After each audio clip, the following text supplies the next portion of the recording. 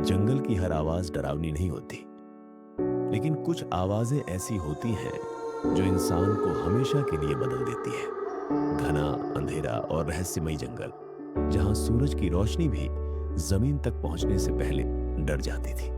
उस जंगल का नाम था कालनगर वन। वहां जाने की हिम्मत कोई नहीं करता था। कहते थे जो भी वहां गया वो या तो वापस नहीं आया या फिर लौटकर पहले जैसा नहीं रहा। पास के गांव में एक लड़का रहता था, आरव। वह निडर था, लेकिन थोड़ा जिद्दी भी। उसे हमेशा ये लगता था कि डर सिर्फ कमजोर लोगों के लिए होता है।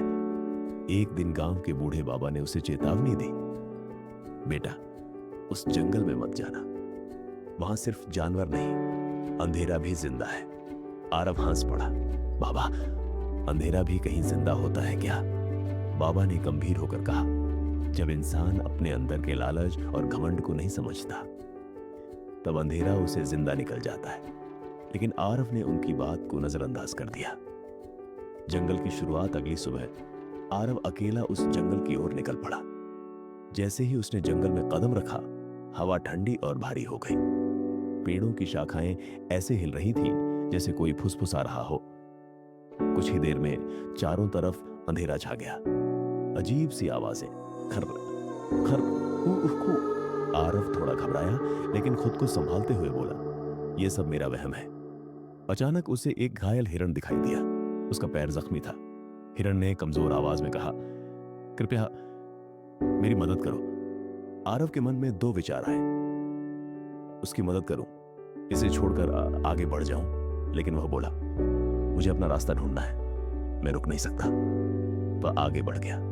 जैसे ही वह आगे बढ़ा, जंगल और भी गहरा और डरावना हो गया। पहला सबक, स्वार्थ। थोड़ी दूर जाने पर उसे एक गुफा दिखी। अंदर से रोशनी आ रही थी। वह अंदर गया तो देखा सोने के सिक्के, हीरे जवाहरात। उसकी आंखें चमक उठी, वाह, मैं तो अमीर बन गया। जैसे ही उसने सोना उठाया, पीछे से आवाज आई, जो बिना मेहनत का धन चाहता है वो कभी सुखी नहीं रहता। आरव ने पीछे मुड़कर देखा, एक बूढ़ा भेड़िया खड़ा था।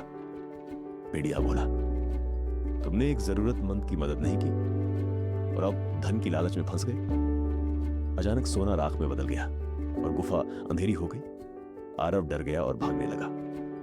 दूसरा सबक, घमंड। जंगल में भटकते भटकते वह एक बड़े पेड़ के पास पहुंचा। वहां एक उल्लू बैठा था। उल्लू ने कहा, तुम खुद को बहुत बहादुर समझते हो, है ना? आरव बोला, हाँ, मुझे किसी से डर नहीं लगता। उल्लू हंसा।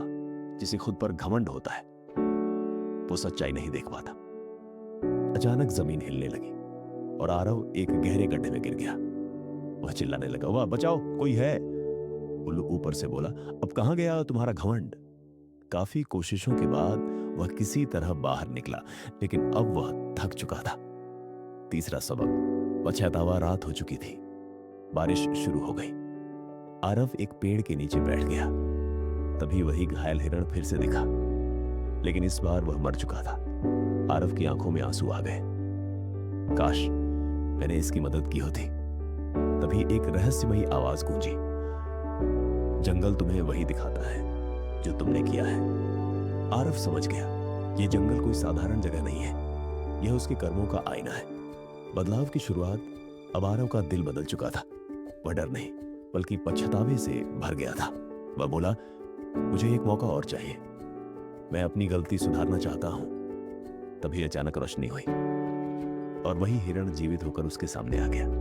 हिरण बोला, अगर सच में बदल गए हो तो इस बार सही फैसला करो। इस बार आरव बिना सोचे उसकी मदद करने लगा। उसने उसके घाव साफ किए, पानी पिलाया। धीरे धीरे हिरण ठीक होने लगा। जंगल की आवाजें भी अब शांत होने लगी।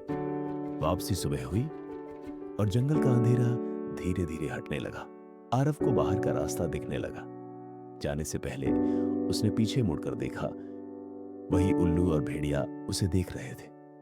उल्लू बोला, अब तुमने सीख लिया है।